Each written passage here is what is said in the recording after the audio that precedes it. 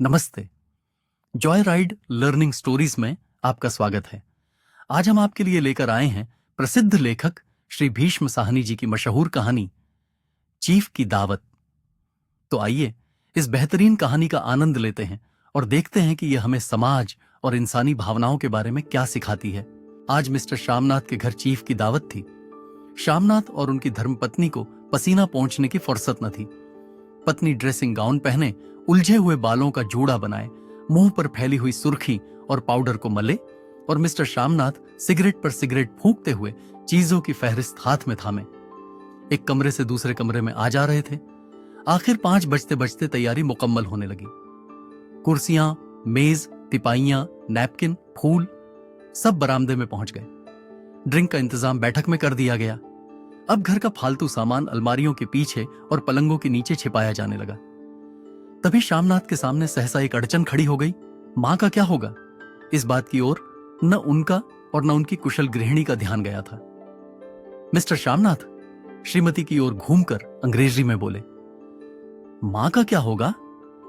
श्रीमती काम करते करते ठहर गईं और थोड़ी देर तक सोचने के बाद बोली, इन्हें पिछवाड़े इनकी सहेली के घर भेज दो, रात भर बेशक वहीं रहें, कल आ जाई। श्यामनाथ सिगरेट मुंह में रखे सिकुड़ी आंखों से श्रीमती के चेहरे की ओर देखते हुए पल भर सोचते रहे। फिर सिर हिलाकर बोले, नहीं, मैं नहीं चाहता कि उस बुढ़िया का आना जाना यहां फिर से शुरू हो। पहले ही बड़ी मुश्किल से बंद किया था। मां से कहें कि जल्दी ही खाना खा के शाम को ही अपनी कोठरी में चली जाए। मेहमान कहीं 8 बजे आएंगे, इससे पहले ही अपने काम से निपट लें। सुझाव ठीक था, दोनों को पसंद आया, मगर फिर सहसा श्रीमती बोल उठी। जो वह सो गईं और नींद में खर्राटे लेने लगीं, तो साथ ही तो बरामदा है जहां लोग खाना खाएंगे, तो इन्हें कह देंगे कि अंदर से दरवाजा बंद कर लें, मैं बाहर से ताला लगा दूंगा। या मां को कह देता हूं कि अंदर जाकर सोए, नहीं बैठी रहें, और क्या। और जो सो गई तो डिनर का क्या मालूम कब तक चले, 11 बजे तक तो तुम ड्रिंक ही करते रहते हो। श्यामनाथ कुछ खींच उठे, हाथ झटकते हुए बोले, अच्छी भली ये भाई के पास जा रही थी, तुमने यूं ही खुद अच्छा बनने के लिए बीच में टांग अड़ा दी। वाह, तुम मां और बेटे की बातों में मैं क्यों बुरी बनूं, तुम जानो और वह जाने। मिस्टर श्यामनाथ चुप रहे। यह मौका बहस का न था, समस्या का हल ढूंढने का था। उन्होंने घूमकर मां की कोठरी की ओर देखा। कोठरी का दरवाजा बरामदे में खुलता था। बरामदे की ओर देखते हुए झट से बोले, मैंने सोच लिया है, और उन्हीं कदमों मां की कोठरी के बाहर जा खड़े हुए। मां दीवार के साथ एक चौकी पर बैठी, दुपट्टे में मुंह सिर लपेटे माला झप रही थी। सुबह से तैयारी होती देखते हुए मां का भी दिल धड़क रहा था। बेटे के दफ्तर का बड़ा साहब घर पर आ रहा है, सारा काम सुबीते से चल जाए। मां, आज तुम खाना जल्दी खा लेना, मेहमान लोग 7:30 बजे आ जाएंगे। मां ने धीरे से मुंह पर से दुपट्टा हटाया और बेटे को देखते हुए कहा, आज मुझे खाना नहीं खाना है बेटा, तुम जो जानते हो, मांस मछली बने तो मैं कुछ नहीं खाती। जैसे भी हो अपने काम से जल्दी निपट लेना। अच्छा बेटा। और मां, हम लोग पहले बैठक में बैठेंगे, उतनी देर तुम यहां बरामदे में बैठना, फिर जब हम यहां आ जाई तो तुम गौसल खाने के रास्ते बैठक में चली जाना।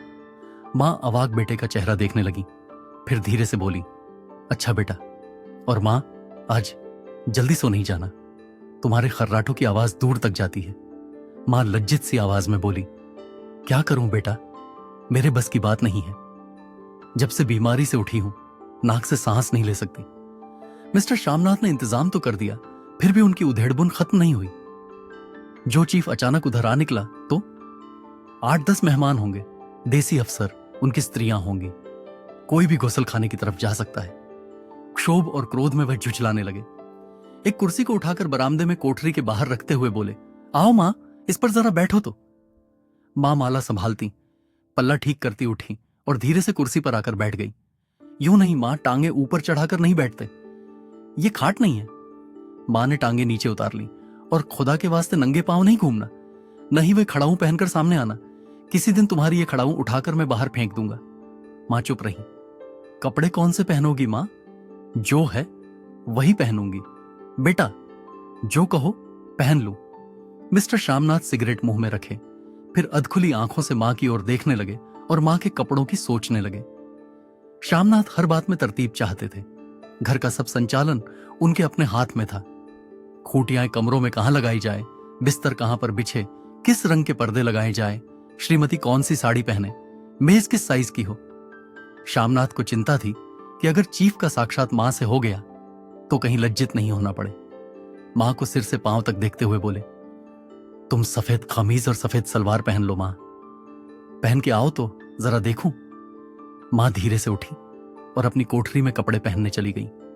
ये मां का झमेला ही रहेगा। उन्होंने फिर अंग्रेजी में अपनी स्त्री से कहा, कोई ढंग की बात हो तो भी कोई कहे, अगर कहीं कोई उल्टी सीधी बात हो गई, चीफ को बुरा लगा तो सारा मजा जाता रहेगा। मां सफेद कमीज और सफेद सलवार पहनकर बाहर निकली। छोटा सा कद, सफेद कपड़ों में लिपटा छोटा सा सूखा हुआ शरीर, धुंधली आंखें, केवल सिर के आधे झड़े हुए बाल पल्ले की ओट में छिप पाए थे। पहले से कुछ ही कम कुरूप नजर आ रही थी। चलो ठीक है, कोई चूड़ियां वूड़ियां हो तो वह भी पहन लो, कोई हर्ज नहीं। चूड़ियां कहां से लाऊं बेटा, तुम तो जानते हो सब जेवर तुम्हारी पढ़ाई में बिक गए। ये वाक्य श्यामनाथ को तीर की तरह लगा। तिनक कर बोले, ये कौन सा राग छेड़ दिया मां, सीधा कह दो नहीं है जेवर, बस। इससे पढ़ाई वढ़ाई का क्या तल्लुक है। जो जेवर बिका तो कुछ बनकर ही आया हूं, निरा लंडूरा तो नहीं लौट आया। जितना दिया था उससे दुगना ले लेना। मेरी जीभ जल जाए बेटा, तुमसे जेवर लूंगी। मेरे मुंह से यूं ही निकल गया, जो होते तो लाख बार पहनती। 5:30 बज चुके थे। अभी मिस्टर श्यामनाथ को खुद भी नहा धोकर तैयार होना था। श्रीमती कब की अपने कमरे में जा चुकी थी। श्यामनाथ जाते हुए एक बार फिर मां को हिदायत करते गए, मां रोज की तरह गुमसुम बन के नहीं बैठी रहना। अगर साहब इधर आ निकलें और कोई बात पूछें तो ठीक तरह से बात का जवाब देना। मैं न पढ़ी न लिखी बेटा, मैं क्या बात करूंगी। तुम कह देना मां अनपढ़ है, कुछ जानती समझती नहीं, वह नहीं पूछेगा। 7 बजते बजते मां का दिल धक धक करने लगा। अगर चीफ सामने आ गया और उसने कुछ पूछा तो वह क्या जवाब देंगी। अंग्रेज को तो दूर से ही देखकर घबरा उठती थी, ये तो अमरीकी है, न मालूम क्या पूछे, मैं क्या कहूंगी। मां का जी चाहा कि चुपचाप पिछवाड़े विधवा सहेली के घर चली जाए, मगर बेटे के हुक्म को कैसे टाल सकती थी। चुपचाप कुर्सी पर से टांगे लटकाए वहीं बैठी रही। एक कामयाब पार्टी वह है जिसमें ड्रिंक कामयाबी से चल जाए। श्यामनाथ की पार्टी सफलता के शिखर चूमने लगी। वार्तालाप उसी रॉ में बह रहा था जिस रॉ में गिलास भरे जा रहे थे। कहीं कोई रुकावट न थी, कोई अड़चन न थी। साहब को व्हिस्की पसंद आई थी, मेम साहब को पर्दे पसंद आए थे, सोफा कवर का डिजाइन पसंद आया था, कमरे की सजावट पसंद आई थी। इससे बढ़कर क्या चाहिए। साहब तो ड्रिंक के दूसरे दौर में ही चुटकुले और कहानियां कहने लग गए थे। दफ्तर में जितना रोब रखते थे, यहां पर उतने ही दोस्त परवर हो रहे थे। और उनकी स्त्री काला गाउन पहने, गले में सफेद मोतियों का हार, सेंट और पाउडर की महक से ओत प्रोत कमरे में बैठी सभी देसी स्त्रियों की आराधना का केंद्र बनी हुई थी। बात बात पर हंसती, बात बात पर सिर हिलाती और श्यामनाथ की स्त्री से तो ऐसे बातें कर रही थी जैसे उनकी पुरानी सहेली हो। और इसी रो में पीते पिलाते 10:30 बज गए। वक्त गुजरते पता ही न चला। आखिर सब लोग अपने अपने गिलासों में से आखिरी घूंट पीकर खाना खाने के लिए उठे और बैठक से बाहर निकले। आगे आगे श्यामनाथ रास्ता दिखाते हुए, पीछे चीफ और दूसरे मेहमान। बरामदे में पहुंचते ही श्यामनाथ सहसा ठिठक गए। जो दृश्य उन्होंने देखा उससे उनकी टांगें लड़खड़ा गई और क्षण भर में सारा नशा हिरण्य होने लगा। बरामदे में एन कोठरी के बाहर मां अपनी कुर्सी पर ज्यों की त्यों बैठी थी, मगर दोनों पांव कुर्सी की सीट पर रखे हुए और सिर दाएं से बाएं और बाएं से दाएं झूल रहा था और मुंह में से लगातार गहरे खर्राटों की आवाजें आ रही थीं। जब सिर कुछ देर के लिए टेढ़ा होकर एक तरफ को थम जाता तो खर्राटे और भी गहरे हो उठते और फिर जब झटके से नींद टूटती तो सिर फिर दाएं से बाएं झूलने लगता। पल्ला सिर पर से खिसक आया था और मां के झरे हुए बाल आधे गंजे सिर पर अस्त व्यस्त बिखर रहे थे। देखते ही श्यामनाथ क्रुद्ध हो उठे। जी चाहा कि मां को धक्का देकर उठा दें और उन्हें कोठरी में धकेल दें, मगर ऐसा करना संभव न था। चीफ और बाकी मेहमान पास खड़े थे। मां को देखते ही देसी अफसरों की कुछ स्त्रियां हंस दी कि इतने में चीफ ने धीरे से कहा, पुअर डियर। मां हड़बड़ा के उठ बैठी। सामने खड़े इतने लोगों को देखकर ऐसी घबराई कि कुछ कहते न बना। झट से पल्ला सिर पर रखती हुई खड़ी हो गई और जमीन को देखने लगी। उनके पांव लड़खड़ाने लगे और हाथों की उंगलियां थरथर कांपने लगी। मां, तुम जाके सो जाओ, तुम क्यों इतनी देर तक जाग रही थी? और खिसियाई हुई नजरों से श्यामनाथ चीफ के मुंह की ओर देखने लगे।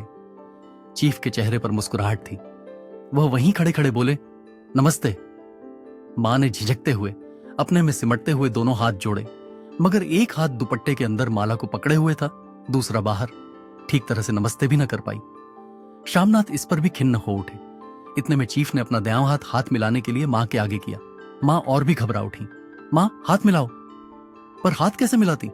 दाईं हाथ में तो माला थी। घबराहट में मां ने बायां हाथ ही साहब के दाईं हाथ में रख दिया। श्यामनाथ दिल ही दिल में जल उठे। देसी अफसरों की स्त्रियां खिलखिलाकर हंस पड़ी। यूं नहीं मां, तुम तो जानती हो दायां हाथ मिलाया जाता है, दायां हाथ मिलाओ। मगर तब तक चीफ मां का बायां हाथ ही बार बार हिलाकर कह रहे थे, हाउ डू यू डू?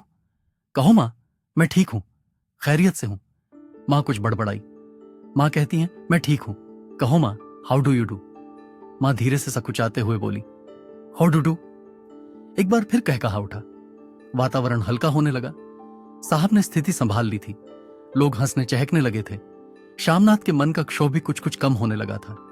साहब अपने हाथ में मां का हाथ अब भी पकड़े हुए थे और मां सिकुड़ी जा रही थी। साहब के मुंह से शराब की बू आ रही थी। श्यामनाथ अंग्रेजी में बोले, मेरी मां गांव की रहने वाली है, उम्र भर गांव में रही है, इसलिए आपसे लजाती है। साहब इस पर खुश नजर आए। बोले, सच? मुझे गांव के लोग बहुत पसंद हैं। तब तो तुम्हारी मां गांव के गीत और नाच भी जानती होंगी। चीफ खुशी से सिर हिलाते हुए मां को टकटकी बांधे देखने लगे। मां, साहब कहते हैं, कोई गाना सुनाओ। कोई पुराना गीत तुम्हें तो कितने ही याद होंगे। मां धीरे से बोली, मैं क्या गाऊंगी बेटा, मैंने कब गाया है?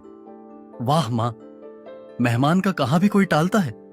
साहब ने इतना रीझ से कहा है, नहीं गाओगी तो साहब बुरा मानेंगे। मैं क्या गाऊं बेटा, मुझे क्या आता है? वाह, कोई बढ़िया टप्पे सुना दो। दो पत्थर अनारा दे। देसी अफसर और उनकी स्त्रियों ने इस सुझाव पर तालियां पीटी। मां कभी दीन दृष्टि से बेटे के चेहरे को देखती, कभी पास खड़ी बहू के चेहरे को।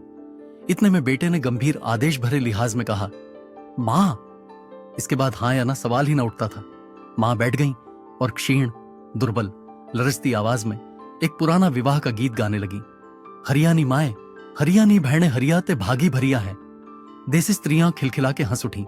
3 पंक्तियां गा के मां चुप हो गईं। बरामदा तालियों से गूंज उठा। साहब तालियां पीटना बंद ही ना करते थे। श्यामनाथ की खीज प्रसन्नता और गर्व में बदल उठी थी। मां ने पार्टी में नया रंग भर दिया था। तालियां थमने पर साहब बोले, पंजाब के गांवों की दस्तकारी क्या है? श्यामनाथ खुशी में झूम रहे थे। बोले, ओह, बहुत कुछ साहब, मैं आपको एक सेट उन चीजों का भेंट करूंगा, आप उन्हें देखकर खुश होंगे।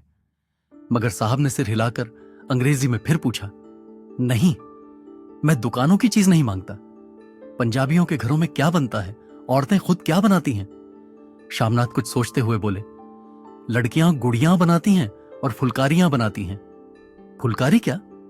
श्यामनाथ फुलकारी का मतलब समझाने की असफल चेष्टा करने के बाद मां को बोले, क्यों मां, कोई पुरानी फुलकारी घर में है? मां चुपचाप अंदर गईं और अपनी पुरानी फुलकारी उठा लाईं। साहब बड़ी रुचि से फुलकारी देखने लगे। पुरानी फुलकारी थी, जगह जगह से उसके तागे टूट रहे थे और कपड़ा फटने लगा था। साहब की रुचि को देखकर श्यामनाथ बोले, यह फटी हुई है साहब, मैं आपको नई बनवा दूंगा। मां बना देंगी? क्यों? मां साहब को फुलकारी बहुत पसंद है, इन्हें ऐसी ही एक फुलकारी बना दोगी ना? मां चुप रहीं, फिर डरते डरते धीरे से बोली, अब मेरी नजर कहां है बेटा, बूढ़ी आंखें क्या देखेंगी? मगर मां का वाक्य बीच में ही तोड़ते हुए श्यामनाथ साहब को बोले, वह जरूर बना देंगी, आप उसे देखकर खुश होंगे। साहब ने सिर हिलाया, धन्यवाद किया और हल्के हल्के झूमते हुए खाने की मेज की ओर बढ़ गए। बाकी मेहमान भी उनके पीछे पीछे हो लिए। जब मेहमान बैठ गए और मां पर से सबकी आंखें हट गईं, तो मां धीरे से कुर्सी पर से उठी और सबसे नजरें बचाती हुई अपनी कोठरी में चली गईं। मगर कोठरी में बैठने की देर थी कि आंखों में छल छल आंसू बहने लगे। वह दुपट्टे से बार बार उन्हें पहुंचती, पर वह बार बार उमड़ आते, जैसे बरसों का बांध तोड़कर उमड़ आए हों। मां ने बहुतेरा दिल को समझाया, हाथ जोड़े, भगवान का नाम लिया, बेटे के चिरायु होने की प्रार्थना की, बार बार आंखें बंद की, मगर आंसू बरसात के पानी की तरह जैसे थमने में ही ना आते थे। आधी रात का वक्त होगा। मेहमान खाना खाकर एक एक करके जा चुके थे। मां दीवार से सटकर बैठी आंखें फाड़े दीवार को देखे जा रही थीं। घर के वातावरण में तनाव ढीला पड़ चुका था। मोहल्ले की निस्तब्धता श्यामनाथ के घर भी छा चुकी थी। केवल रसोई में प्लेटों के खनकने की आवाज आ रही थी। तभी सहसा मां की कोठरी का दरवाजा जोर से खटकने लगा।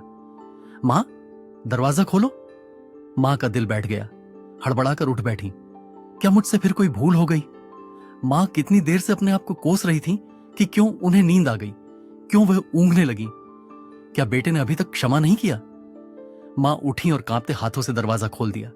दरवाजे खुलते ही श्यामनाथ झूमते हुए आगे बढ़ाए और मां को आलिंगन में भर लिया।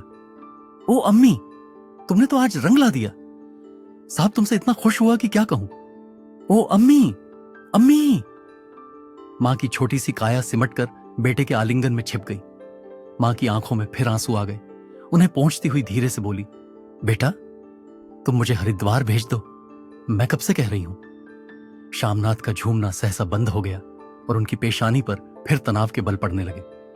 उनकी बाहें मां के शरीर पर से हटाईं। क्या कहा मां? ये कौन सा राग तुमने फिर छेड़ दिया? श्यामनाथ का क्रोध बढ़ने लगा था। बोलते गए, तुम मुझे बदनाम करना चाहती हो ताकि दुनिया कहे कि बेटा मां को अपने पास नहीं रख सकता। नहीं बेटा, अब तुम अपनी बहू के साथ जैसा मन चाहे रहो। मैंने अपना खा पहन लिया, अब यहां क्या करूंगी? जो थोड़े दिन जिंदगानी के बाकी हैं, भगवान का नाम लूंगी। तुम मुझे हरिद्वार भेज दो। तुम चली जाओगी तो फुलकारी कौन बनाएगा? साहब से तुम्हारे सामने ही फुलकारी देने का इकरार किया है। मेरी आंखें अब नहीं है बेटा जो फुलकारी बना सकूं। तुम कहीं और से बनवा लो, बनी बनाई ले लो। मां, तुम मुझे धोखा देके यूं चली जाओगी, मेरा बनता काम बिगाड़ोगी। जानती नहीं, साहब खुश होगा तो मुझे तरक्की मिलेगी। मां चुप हो गई। फिर बेटे के मुंह की ओर देखती हुई बोली, क्या तेरी तरक्की होगी? क्या साहब तेरी तरक्की कर देगा? क्या उसने कुछ कहा है? कहा नहीं, मगर देखती नहीं कितना खुश गया है। कहता था जब तेरी मां फुलकारी बनाना शुरू करेंगी तो मैं देखने आऊंगा कि कैसे बनाती है। जो साहब खुश हो गया तो मुझे इससे बड़ी नौकरी भी मिल सकती है, मैं बड़ा अफसर बन सकता हूं। मां के चेहरे का रंग बदलने लगा। धीरे धीरे उनका झुर्रियों भरा मुंह खिलने लगा। आंखों में हल्की हल्की चमक आने लगी। तो तेरी तरक्की होगी बेटा, तरक्की यूं ही हो जाएगी। साहब को खुश रखूंगा तो कुछ करेगा, वरना उसकी खिदमत करने वाले और थोड़े हैं। तो मैं बना दूंगी बेटा, जैसे बन पड़ेगा बना दूंगी। और मां दिल ही दिल में फिर बेटे के उज्जवल भविष्य की कामनाएं करने लगी। और मिस्टर श्यामनाथ, अब सो जाओ मां, कहते हुए तनिक लड़खड़ाते हुए अपने कमरे की ओर घूम गए। अगर आपको यह कहानी पसंद आई हो तो वीडियो को लाइक करें और चैनल को सब्सक्राइब करना ना भूलें। धन्यवाद।